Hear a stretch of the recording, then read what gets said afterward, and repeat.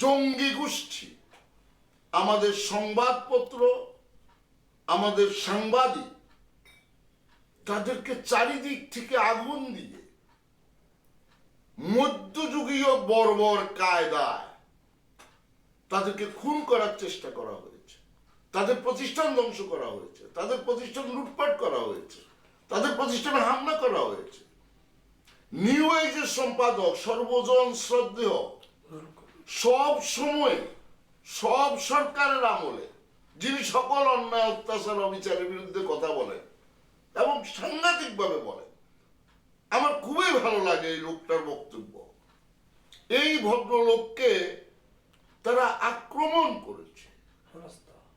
যারা এই ভদ্রলোককে আক্রমণ করতে পারে তারা বাংলাদেশ বিশ্বাস করে না, স্বাধীনতার সার্বভৌমত্ব বিশ্বাস করে না, তারা বাংলাদেশের প্রকৃত বাংলাদেশের জনগণ নয়।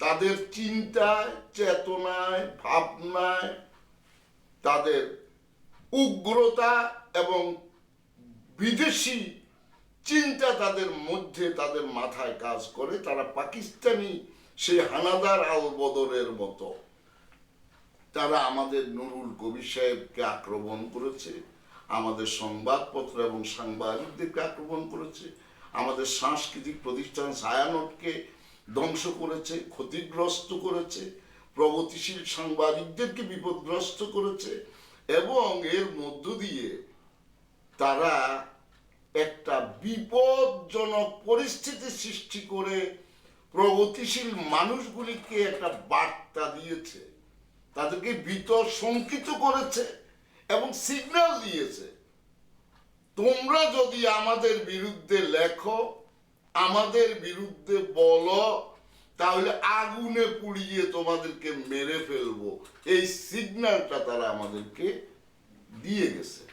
আমরা সমস্ত সাংবাদিকদেরকে তাদের নিরাপত্তা থেকে শুরু করে সমস্ত বিষয়ে সরকার যেন কার্যকর ব্যবস্থা গ্রহণ করে।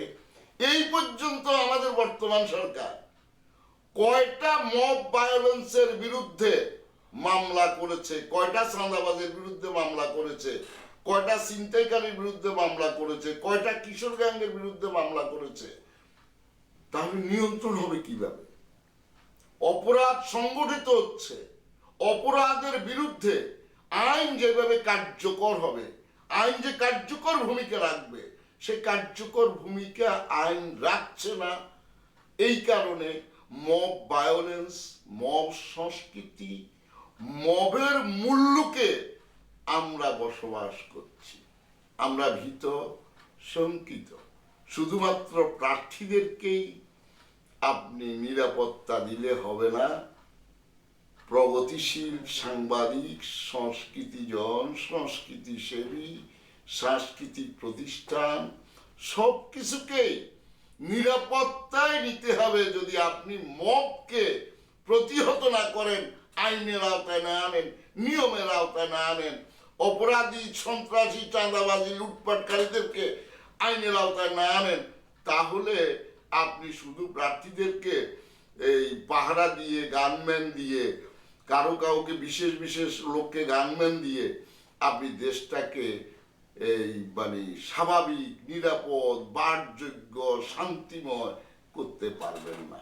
আমরা নিরাপদ বাংলাদেশ চাই, শান্তিময় বাংলাদেশ চাই, সুষম বন্টনের সাম্যের বাংলাদেশ চাই, বৈষম্য বিরোধী বাংলাদেশ চাই, একটা সুন্দর নির্বাচন চাই, মানুষ যেন নিরাপদে, নির্বিঘ্নে, নিশ্চিন্তে, স্বাধীনভাবে তার ভোটাধিকার প্রয়োগ করতে পারে, সেই বাংলাদেশ চাই।